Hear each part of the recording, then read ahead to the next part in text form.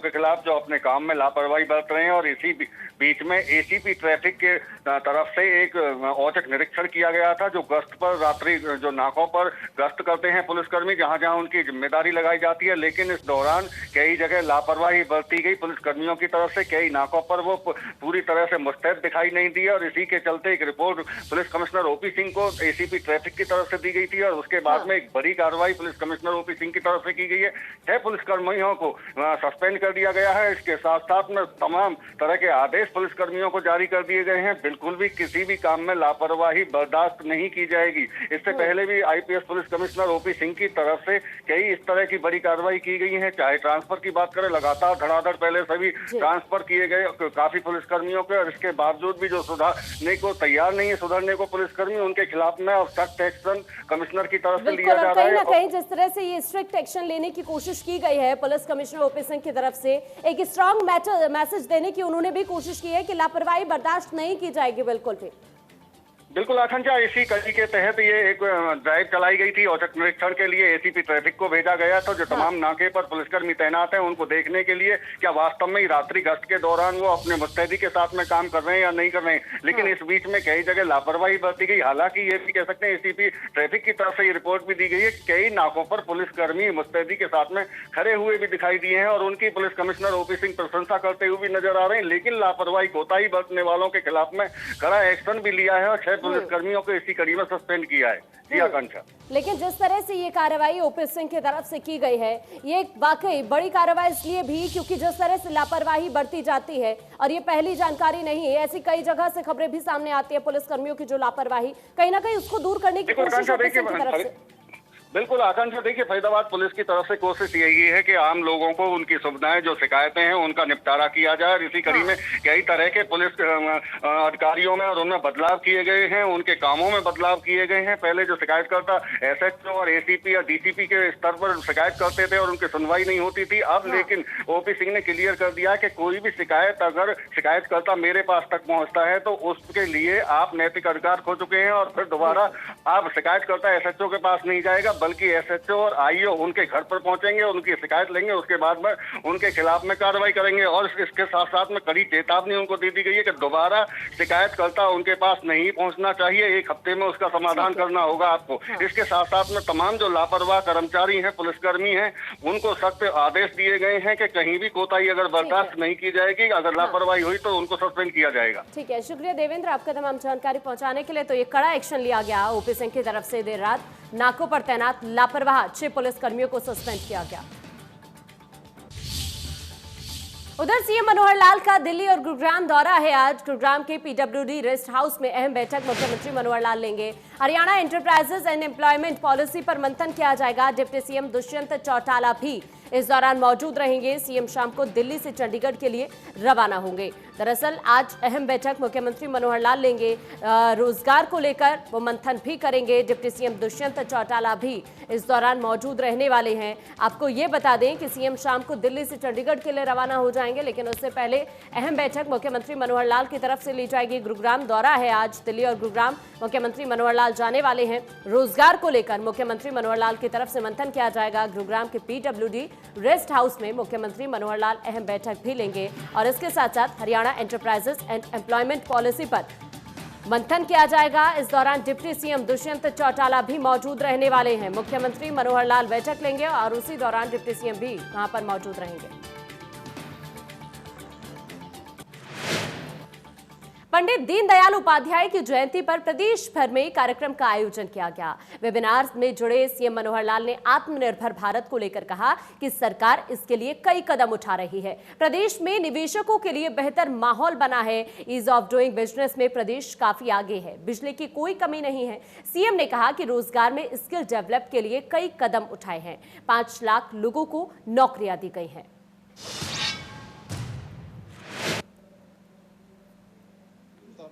किस प्रकार से खेती को आगे बढ़ा सकते हैं, गुणवत्ता कैसे बढ़ा सकते हैं। हमारे ग्रीन रेवोल्यूशन आया, हमने मात्रा तो अपने यहाँ अच्छी बना ली। एक समय था कि हमारी आबादी 30 करोड़ थी, हमारे पास 30 करोड़ आबादी को भी अन्न खिलाने के लिए नहीं था। आज हम 130 करोड़ लोगों के पेट को भर रहे हैं और फिर भी उस अन्न को हम एक्सपोर्ट करने की स्थिति में भी हैं। लेकिन वहीं कमी दूसरी गुणवत्ता की है। उस गुणवत्ता को ठीक करने के लिए हमने उस ओर आगे बढ़ना शुरू किया। हमने क्वालिटी ऑफ प्रोडक्ट्स, ऑर्गेनिक खेती करके वो शुद्धता उसकी कैसे बढ़े, इस ओर आगे बढ़ रहे हैं। जहां तक उद्योग का विषय है, उद्योग में भी आज हम बहुत सी चीजें अपने आप बनाने लग गए हैं। फिर भी उद्योग में बड़ा विषय है हमारा, जो स्टेक होल्डर है वो चाहे उद्योगपति और चाहे वह वर्कर है।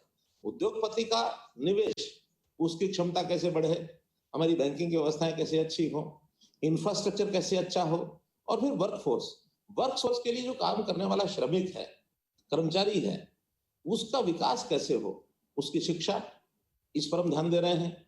नई शिक्षा नीति आई है, उस नई शिक्षा नीति में वो रोजगार परक शिक्षा कैसे हो, कैसे दी जाए, यानी स्कूलिंग के साथ साथ उसको स्किलिंग, इसके देने के प्रावधान हमने किए हैं।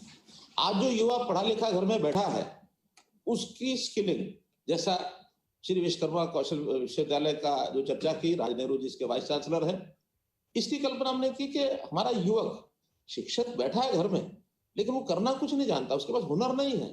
तो उसको हुनर देना, तो हमको केंद्रीय जो स्किल डेवलपमेंट का जो प्रोग्राम चला, उस स्किल डेवलपमेंट प्रोग्राम में केवल मिशन तक सीमित ना रह करके हमने उसको यूनिवर्सिटी के माध्यम से चीजों को और आगे बढ़ाया जाए। उद्योग जगत का उसके साथ हमने संबंध बनाया, उनके साथ एमओयूज किए। आज 150 के लगभग उद्योग ऐसे हैं जहां हमारे विश्वकर्मा कौशल विश्वविद्यालय और जो हमारा स्किल डेवलपमेंट डिपार्टमेंट है, उनके एमओयूज हुए हैं, ताकि उसमें से हजारों युवकों को हम स्किलिंग करा करके उनकी प्लेसमेंट वहां करा सके। तो इस प्रकार से ये सारे विषय हमने उद्योग के साथ जुड़ करके किए। ईज ऑफ डूइंग बिजनेस की बात आई, हमारे यहाँ हरियाणा में मैं कह सकता हूँ कि बेस्ट प्रेफर्ड एक डेस्टिनेशन देश और दुनिया के निवेशकों के लिए बना है। यहाँ कोई कमी हमारे यहाँ नहीं है, इंफ्रास्ट्रक्चर की कमी नहीं है। ईज ऑफ डूइंग बिजनेस में भी हम उत्तर भारत के प्रदेशों में बहुत आगे हैं, और हमारे यहाँ लैंड चूंकि दिल्ली कैपिटल एरिया के नजदीक होने के नाते से जरूर महंगी है, तो उसमें भी हमने प्रावधान किया है कि लैंड खरीदने की बजाय लीज बेसिस पर लैंड, सरकार जमीन खरीद के या पंचायतों की हमारी जमीन लीज बेसिस पर भी हम एंटरप्रेन्योर्स को वो दिलवाएंगे, ऐसा हमने प्रावधान किए हैं। बिजली की कोई हमारे कमी नहीं है, वाटर सप्लाई भी उद्योग के लिए जितना आवश्यक है वो सब हम दे रहे हैं। जहां तक वर्कफोर्स की बात है, इस वर्कफोर्स में यानी रोजगार युवकों को मिले, क्योंकि आखिर किसी प्रदेश की एक जिम्मेदारी होती है, दायित्व होता है कि वहां के युवकों को रोजगार मिले। उस रोजगार में जहां कहीं स्किलिंग की आवश्यकता है, वो प्रावधान अब शुरू हो गए हैं, क्योंकि एक लंबा प्रोसेस होता है। अभी 2 साल इसमें हुए हैं, काफी हमने इसमें काफी कुछ किया है, लेकिन और गुंजाइश इसमें करेंगे। हमने सक्षम युवा योजना ये शुरू की, उसके अंदर 100 घंटे प्रति महीने का काम देने की योजना जो बनाई, 1,04,000 युवकों को हमने उसमें काम दिलाया है। हमने स्टैंडअप इंडिया, स्टार्टअप इंडिया, लगभग 4,000 युवकों को जिनका रजिस्ट्रेशन हो गया है, जिन्होंने काम शुरू किया है। इसी प्रकार से मुद्रा योजना के अंतर्गत लगभग 14,000 करोड़ रुपए का लोन हरियाणा के युवकों ने उठाया है। आखिर लोन उठाया है तो कहना कि कुछ ना किसी उद्योग के नाते लघु उद्योग, छोटा एमएसएमई कुछ शुरू करेंगे तो उसमें से हमारे इस उद्योग को सपोर्टिव एक फैक्टर मिलेगा। तो इस प्रकार से हम इन चीजों को काफी आगे बढ़ा रहे हैं। समाज के पूरे समाज के लिए भी जो हमारा चिंतन है, उस चिंतन में कि अगर उसकी शिक्षा, स्वास्थ्य, सुरक्षा, स्वावलंबन और स्वाभिमान 5S कोरोना जैसे अदृश्य शत्रु से लड़ने के लिए देश और प्रदेश में बेटियों का अहम रोल देखा जा रहा है, जो डॉक्टर, पुलिस, प्रशासनिक और सामाजिक सेवा के माध्यम से मैदान में हैं।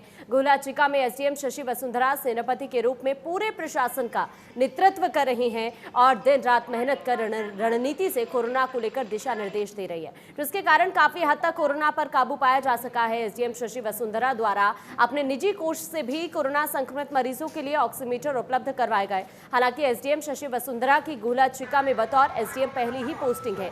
वहीं दूसरी ओर लगभग 110 गांव का मोर्चा संभाल रही पंचायत अधिकारी रोजी रानी भी लगातार मैदान में डटी हैं, जो कोरोना को गांव में फैलने से रोक रही हैं। वहीं स्वास्थ्य विभाग की कमान एसएमओ प्रीति गर्ग ने संभाल रखी है। वहीं शहर में सफाई व्यवस्था की देखरेख और लोगों को भरपूर भोजन देने के लिए और शहर में सैनिटाइज करने का मोर्चा नगरपालिका चेयरपर्सन अमनदीप शर्मा संभाल रही हैं। उनके प्रयास से ही लॉकडाउन के दौरान गरीब और अप्रवासी लोगों तक भरपेट भोजन पहुंच रहा है। जो ये बताने के लिए काफी है कि आज महिलाएं किसी भी क्षेत्र में पुरुषों से पीछे नहीं हैं और लगातार पुरुषों के कंधे से कंधा मिलाकर लगातार काम कर रही हैं।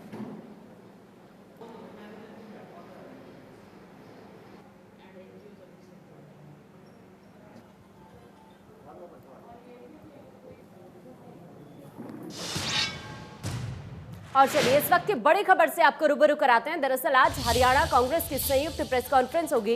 2:30 बजे वक्त रखा गया है प्रेस कॉन्फ्रेंस का। इस वक्त की ये बड़ी जानकारी चंडीगढ़ से हम आप तक पहुंचा रहे हैं। हरियाणा कांग्रेस की संयुक्त प्रेस कॉन्फ्रेंस आज होने वाली है। प्रभारी विवेक बंसल और कुमारी शैलजा मौजूद रहेंगी। इस दौरान भूपेंद्र सिंह हुड्डा भी इस दौरान मौजूद रहने वाले हैं। ये बड़ी जानकारी हम आप तक पहुंचा रहे हैं चंडीगढ़ से। हरियाणा कांग्रेस की संयुक्त प्रेस कॉन्फ्रेंस आज होगी और इसमें प्रभारी विवेक बंसल और कुमारी शैलजा मौजूद रहने वाली है। भूपेंद्र सिंह हुड्डा मौजूद रहेंगे। रणदीप सुरजेवाला भी इस प्रेस कॉन्फ्रेंस में मौजूद रहने वाले हैं। कांग्रेस कार्यालय में 2:30 बजे ये प्रेस कॉन्फ्रेंस की जाएगी और इसी बीच कृषि अध्यादेश समेत कई मुद्दों पर चर्चा की जाएगी। ये बड़ी जानकारी से हम आपको रूबरू करा रहे हैं। 2:30 बजे वक्त रखा गया है प्रेस कॉन्फ्रेंस का। हरियाणा कांग्रेस की संयुक्त प्रेस कॉन्फ्रेंस आज होगी। 2:30 बजे वक्त रखा गया है और इसमें प्रभारी विवेक बंसल, कुमारी शैलजा मौजूद रहेंगी और इसके साथ साथ भूपेंद्र सिंह हुड्डा भी मौजूद रहेंगे और रणदीप सुरजेवाला भी प्रेस कॉन्फ्रेंस के दौरान मौजूद रहने वाले हैं। कृषि विधेयकों के अलावा कई और मुद्दों पर भी चर्चा इस दौरान की जाएगी कांग्रेस की तरफ से। 2:30 बजे वक्त रखा गया है प्रेस कॉन्फ्रेंस का। ये बड़ी जानकारी से आपको रूबरू करा रहे हैं। कृषि मुद्दे समेत कई और मुद्दे भी इस दौरान जिन पर चर्चा की जाएगी कांग्रेस की तरफ से। हरियाणा कांग्रेस की संयुक्त प्रेस कॉन्फ्रेंस आज होगी। 2:30 बजे वक्त रखा गया है।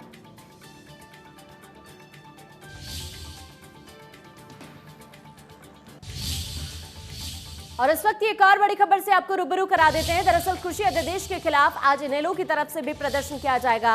इस वक्त की ये बड़ी जानकारी से आपको रूबरू करा रहे हैं। कृषि बिलों के विरोध में इनेलो की तरफ से प्रदर्शन होगा। अभय चौटाला के नेतृत्व में कुरुक्षेत्र में ये प्रदर्शन किया जाएगा। इस वक्त की ये बड़ी जानकारी से आपको रूबरू करा रहे हैं। इनेलो की तरफ से भी लगातार विरोध हो रहा है कृषि बिलों का और इसी बीच आज प्रदर्शन इनेलो की तरफ से किया जाएगा। अभय चौटाला के नेतृत्व में कुरुक्षेत्र में ये प्रदर्शन होगा। पंचायत भवन के पास इनेलो कार्यकर्ता धरना देंगे। ये बड़ी खबर से आपको रूबरू करा रहे हैं। डीसी कार्यालय तक प्रदर्शन करते हुए यात्रा निकाली जाएगी। 10 अक्टूबर तक इनेलो विरोध प्रदर्शन करेगी। लगातार इनेलो की तरफ से भी कृषि बिलों को लेकर विरोध जताया जा रहा है और इसी कड़ी में आज अभय चौटाला के नेतृत्व में कुरुक्षेत्र में प्रदर्शन किया जाएगा। पंचायत भवन के पास इनेलो कार्यकर्ता धरना देंगे। प्रदेश भर में ताऊ देवीलाल जयंती के मौके पर कार्यक्रमों का आयोजन किया गया। भिवानी में डिप्टी सीएम दुष्यंत चौटाला ने ताऊ देवीलाल को याद किया तो वहीं तमाम जगहों पर रक्तदान शिविर भी लगाए गए। तो वहीं डिप्टी सीएम ने यह भी साफ कर दिया है कि गठबंधन सरकार आगे भी मजबूती के साथ चलेगी। ताऊ देवीलाल जयंती के मौके पर भिवानी पहुंचे डिप्टी सीएम दुष्यंत चौटाला ने किसानों को आश्वस्त करते हुए कहा कि फसल के दाने दाने की खरीद एमएसपी पर होगी। इसके साथ ही डिप्टी सीएम ने कहा कि किसानों की लड़ाई लड़ना मेरी जिम्मेदारी है और किसानों को बिल्कुल भी कमजोर नहीं होने देंगे। एमएसपी पे उसकी प्रोक्योरमेंट होगी तो उनकी लड़ाई लड़ना मेरी जिम्मेवारी भी है और जिस जिम्मेवारी को आज लोगों ने दिलवाया है मेरे कंधों पर, मैं अश्योर्ड है कि फार्मर को हम समृद्ध और मजबूत करेंगे, ना कि कमजोर होने देंगे। बड़ौदा उपचुनाव को लेकर दुष्यंत चौटाला ने कहा कि उपचुनाव की तारीख की घोषणा का इंतजार था, लेकिन चुनाव आयोग ने महज बिहार चुनाव की ही घोषणा की है और जैसे ही उपचुनाव की तारीख घोषित होगी, गठबंधन का मजबूत प्रत्याशी चुनावी मैदान में उतरेगा। गठबंधन के साथ मजबूती से सरकार चलेगी, आगे बैठकर निर्णय लेंगे। बड़ौदा उपचुनाव की बात करें, हम तो इंतजार कर रहे थे कि आज इलेक्शन कमीशन डिक्लेयर करेगा, पर उन द्वारा आज केवल मात्र बिहार के चुनाव है। जैसे ही तारीख आएगी, गठबंधन अपना मजबूत कैंडिडेट भी देगा और इस चुनाव को। डिप्टी सीएम ने इस दौरान विपक्ष पर भी जमकर हमला बोला। दुष्यंत ने कहा कि कांग्रेस ने राजनीतिक लाभ के लिए लोगों को कृषि अध्यादेशों के खिलाफ भ्रमित करने का काम किया, लेकिन प्रदेश की जनता समझदार है और वो विपक्ष के बहकावे में नहीं आने वाली। खुद जिस प्रकार से ये पूरा अमेंडमेंट के तीनों का जो आइडिया था, ये कांग्रेस की भूमिका रखी गई थी और आज केवल मात्र पॉलिटिकल गेन्स के लिए भ्रमित कर उसको एजेंडा बनाने का काम करिए। हरियाणा की जनता इसको देख भी रही है, समझ भी रही है और आप देखना जब आगे एमएसपी पे प्रोक्योरमेंट होगी और पूरे प्रदेश के किसान का दाना दाना प्रोक्योर किया जाएगा तो कहीं ना कहीं इनको लोग ही, किसान ही कांग्रेसियों को जवाब दें। चौधरी देवीलाल की 107वीं जयंती के मौके पर दुष्यंत ने कहा कि चौधरी देवीलाल अपने आप में एक संस्थान थे। उनकी सोच ने देश और प्रदेश में बड़े परिवर्तन लाने का काम किया। चौधरी देवीलाल जी को इसी तरीके से सामाजिक कार्यों के अंदर और ख़ास तौर पर आज कोविड के अंदर जहां ब्लड की ज़रूरत भी बड़ी आप मात्रा में है और उसके अंदर आज 107 यूनिट प्रत्येक डिस्ट्रिक्ट हेडक्वार्टर के अंदर हमने डोनेट किया। देश भर में दाऊद देवीलाल की जयंती पर रक्तदान शिविर लगाए गए हैं। इस मौके पर सोनीपत पहुंचे दिग्विजय चौटाला ने किसानों को भरोसा दिया कि ना तो मंडी टूटेगी और ना ही मंडियां बंद होगी। बड़ी बात और साधारण भाषा में अगर मैं कहूँ तो किसान जो गांव देहात में वो ये सोचता है कि मंडी खत्म हो जाएगी और एमएसपी टूट जाएगा। मैं आपको विश्वास दिला रहा हूँ, ना तो मंडी टूटेगी और ना एमएसपी खत्म होगा। बाकी सारी की सारी बातें हवा हवाई। दो बातें मुख्य हैं जो प्रमुखता से फसल, चाहे गेहूं की हो, चाहे आपके धान की हो, चाहे कपास की हो, सरसों की हो, सूरजमुखी की हो, ये जितनी फसलें हैं जिनका तोल मोल मंडी में होता है वो नहीं खत्म होगा। मैं बड़ी क्लियरिटी से इसको कह रहा हूँ। गठबंधन सरकार लगातार विपक्ष पर किसानों को बरगलाने का आरोप लगा रही है और किसान भी लगातार कृषि बिल के समर्थन में प्रदर्शन कर रहे हैं और रबी की फसलों पर बढ़ाई गई एमएसपी का भी किसानों पर सकारात्मक प्रभाव पड़ा है। Bureau report, India news, Haryana. Daud Devilal. और अब एक नजर इस वक्त की सुर्खियों पर डालते हैं। प्रस्तुत करता है हेम पुष्पा। इम्यूनिटी बढ़ाए, स्वस्थ बनाए। महिलाओं की नंबर 1 आयुर्वेदिक औषधि व टॉनिक।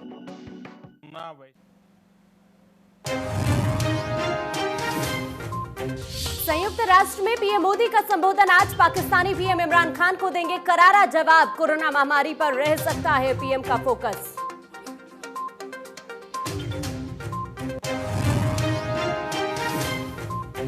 पूर्व पीएम मनमोहन सिंह के जरिए राहुल ने पीएम मोदी पर साधा निशाना। मनमोहन सिंह के जन्मदिन पर ट्वीट कर कहा, समझदार पीएम की कमी महसूस कर रहा देश।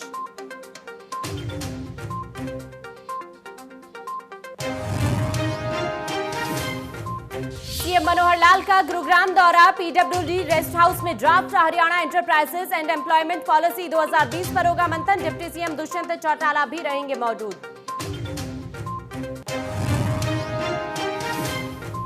देश में 24 घंटे में 85,000 से ज्यादा कोरोना के केस। 1093 मरीजों ने तोड़ा दम। संक्रमितों का आंकड़ा 59 लाख से ज्यादा। अब तक 93,410 मरीजों की मौत।